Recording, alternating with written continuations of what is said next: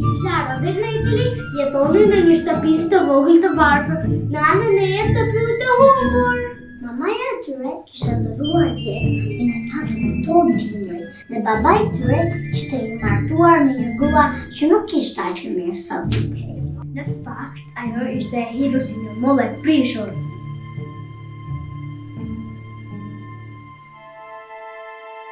Çfarë mendoni se po bëni? Po hani mëngjesin. Princesa po hani mëngjesin. Nuk ka ushqim për ju. Ju hani tërë ditën e ditës. Luka! Po, çfarë ka? Fëmijët e tu po han. T'ju bëj mirë. T'ju bëj mirë the? Ne kurse në këto thërime, ndërsa këto na hëngër kanë mëngjesin, nuk ka ushqim për gjithë. Nëse na i mbarojnë ushqimin do të vdesim urie. Duhet t'i largosh këtu. Dërgoj në pyll. Nuk mund t'i dërgoj fëmijët në pyll, është vend i rrezikshëm. Dërgoj të thashit, mos kthehen më. Kështu babai tërshtuar shoqëron vajzat e tjerë të vogla për në pyll.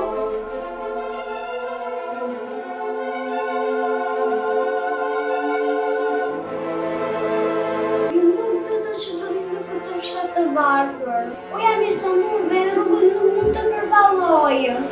Babi, ne nuk mund të braktisim. Në çantë ju ka vendosur para e fundit që nuk ka betur. Krijoni një jetë të vërtetën për veten tuaj. Për babi, ne jemi të vogla, mund të humbasim. Lutem, mos u largo. Nëse ju jeni të lumtura, e mund të jemi lumtur. Babi! Ky pëllumbi i bukur do t'ju ndihmoj dhe do gjeni rrugën e duhur. Do t'ju vdeq unë, Luka, mos u shqetëso.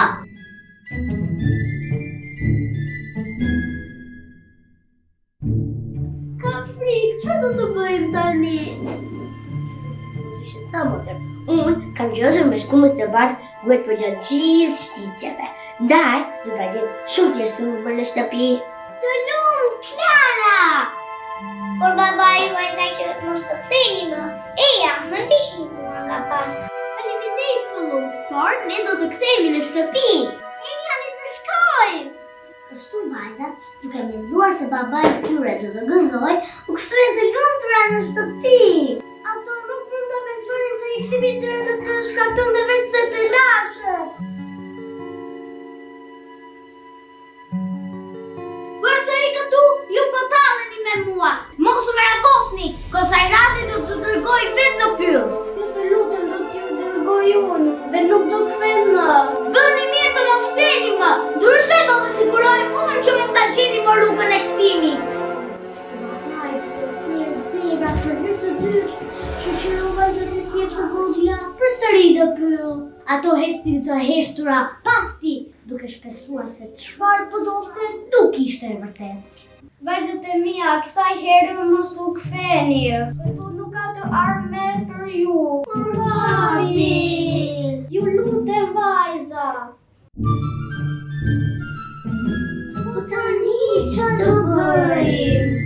Mos u shqetësoni, unë kam shpërndar thërrimet e bukës për gjatë gjithë rrugës, ndaj do ta dim si të ktheheni. Por motër, unë nuk po shikoj asnjë thërrime. Oh, mos, zoj duhet t'i këngër të gjitha thërrimet. Tani nuk do mund të kthehemi më në shtëpi. Eri ne, do t'ju dërgojmë ne në shtëpi. Vërtet? Po, ne dim rrugën. Në ndiqni. Kështu lepujt, pa ditur dëshirën e babait, filluan të udhëhiqnin vajzat drejt shtëpisë së tyre. Kur pa prit mas. Mazja! Ku mendoni se po shkoni? Në shtëpi, zonja Mace. Te shtëpia e lepurushave? Jo! Jo, te shtëpia jon! Bëra shaka. Babai juaj do tha të kujdesem për ju. Kujdesemi ne? Po kemi nevojë për ndihmën tonë, dhe do i mbrojmë ne. E pash nuk të tërmët fare para mje. Nuk të trembëm. Nuk duhet të hecni në përpyll në këto orë të vonë, se nuk trënisni pak. Nata është e rrezikshme. Kështu që ne kështu nga baterion dhe i zu gjumi.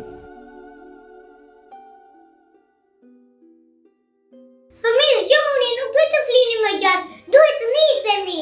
Duke u dërguar për Pullupi, Fabia të zgjua nga gjymërët, shumë të uritur.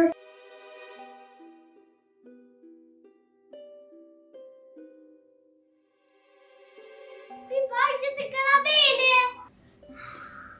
Karamele!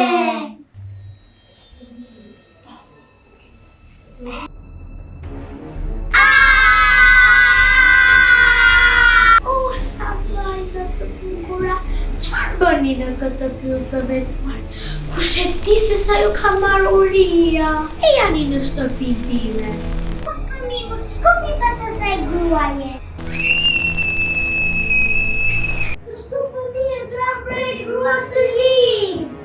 Pullupi njoftë të gjithë kafshët e pyllit edhe babain, sepse fëmijët të kishte rrëpyer magjestaria e keqe. Duhet të thëra zoti Luka. Ishit uria, po jo. Kjo kanë mësuar prindin të mos i besoni njerëzve të huaj. Tani ju jeni të mirë dhe do t'ju bindeni urdhrave të mia.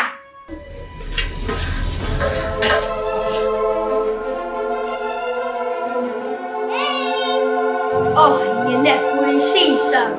Pësa? Ty! Jeni këtu lek kur të shishëm. Eja të ka!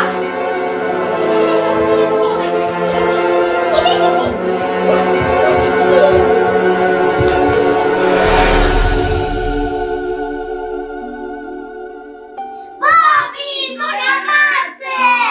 Shtuku magjistare!